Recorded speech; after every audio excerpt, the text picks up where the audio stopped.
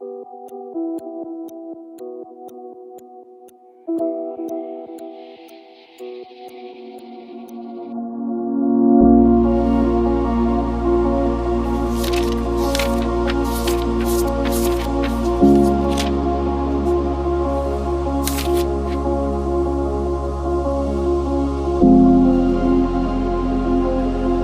day everyone, I'm going to share with you a short discussion about the Philippine presidents starting from Ramon Magsaysay up to Ferdinand Marcos Jr. We'll go through their main accomplishments and how each of them helped shape our country's history. Let's start with President Ramon Magsaysay. Kami ay nagsusweldo dito dahil sa kami ay alipin ninyo, hindi upang magpasarap at magpayaman sa gobyernong ito. Ang paglilingkod sa gobyerno ay hindi inibilang kung ilang taon. Kung hindi, kung anong nagawa mo sa bayan, yan ang dapat natin sukatin sa ikapaglilingkod sa bayan. President Ramon Magsaysay, who was known as the champion of the masses. He was loved by the people because he was simple, honest, and really cared about ordinary citizens. During his time, he worked hard to help farmers through land reform programs. He also defeated the Hukbalahak movement by not just using force but also helping people who were poor and suffering. His government became a symbol of honesty and service to the people. Next is Carlos P. Garcia. I go home to the Philippines treasuring in my memory all this kindness, all this courtesy, all this help and assistance. I've enjoyed my stay in Washington, the capital city of the free world, and I look forward some other day to renew these valuable friendships that I have made during this short stay in this country. Carlos P. Garcia, he introduced the famous Filipino First policy. This meant giving priority to Filipino businesses and industries instead of foreign ones. He wanted Filipinos to have more control over their own economy. Garcia also made an agreement that shortened the U.S. lease on military bases from 99 years to 25 years.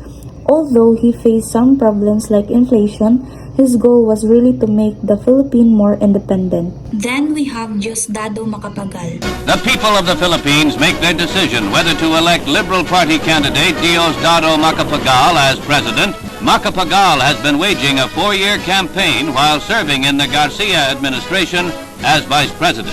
The hard election drive pays off and Macapagal wins.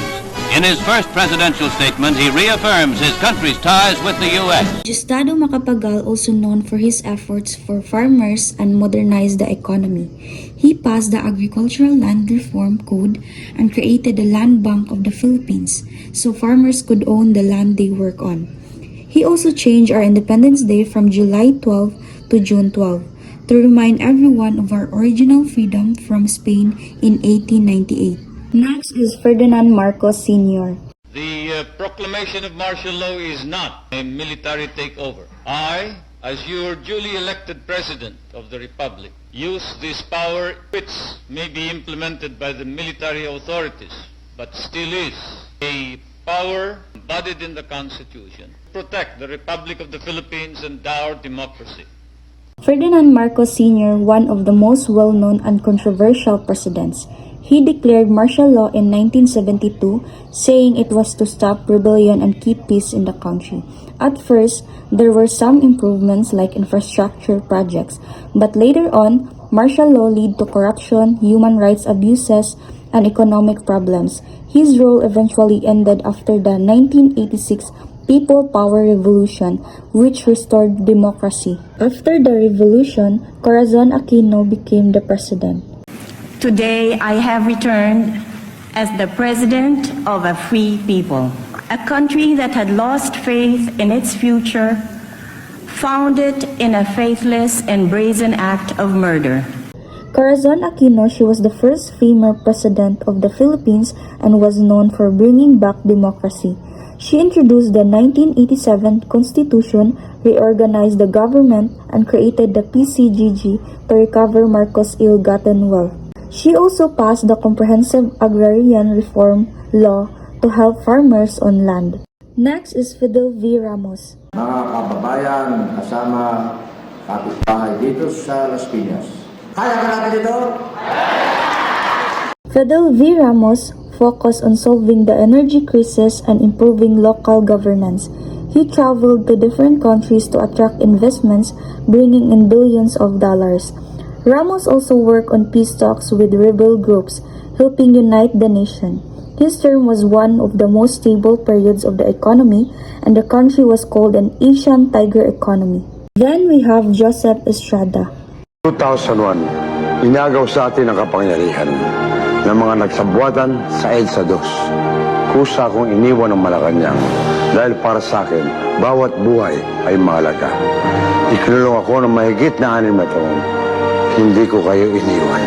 Joseph Estrada, or known as Irap, who was very popular with the masses, but his time in office was filled with problems like Asian financial crisis, El Nino, and corruption issues. He was impeached in 2000 and removed in 2001. Still, during his term, some important laws were passed, like the Clean Air Act, Retail Trade Liberalization Act, and the E-Commerce Act. After Estrada, we have Gloria Macapagal Arroyo became the president. I had no illusions of being a great president. I just wanted to be a good one. Well, with your help, I think we've done it. Her presidency had many controversies such as the Hello Garci and fertilizer fund scandals. Despite that, she focused on improving the economy and strengthening ties with other countries, especially China. She also pushed for changes in the government system to make it more efficient. Next is Rodrigo Duterte. We live in a democracy, no doubt about it. We have regular elections, we have it all. Except that, is it a government of the people? Maybe. Is by the people? Yes. But is it for the people? Yan ang problema. He's known for his strong leadership style and his controversial war on drugs campaign. His administration also focused on big infrastructure projects under the Build, Build, Build program. He strengthened relations with China, and even though he was criticized for human rights issues, the economy continued to grow during his term. And lastly, we have our current president, Ferdinand Marcos Jr. Alam po natin sa ating puso kung ano ang tama, kung ano ang mali.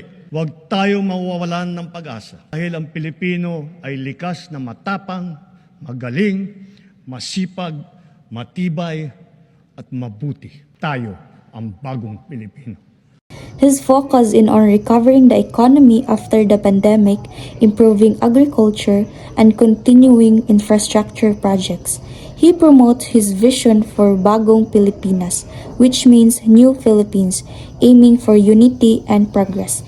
He's also balancing our relations with both the United States and China to keep the country stable and strong. So those are the Philippine presidents from Ramon Magsaysay to Ferdinand Marcos Jr.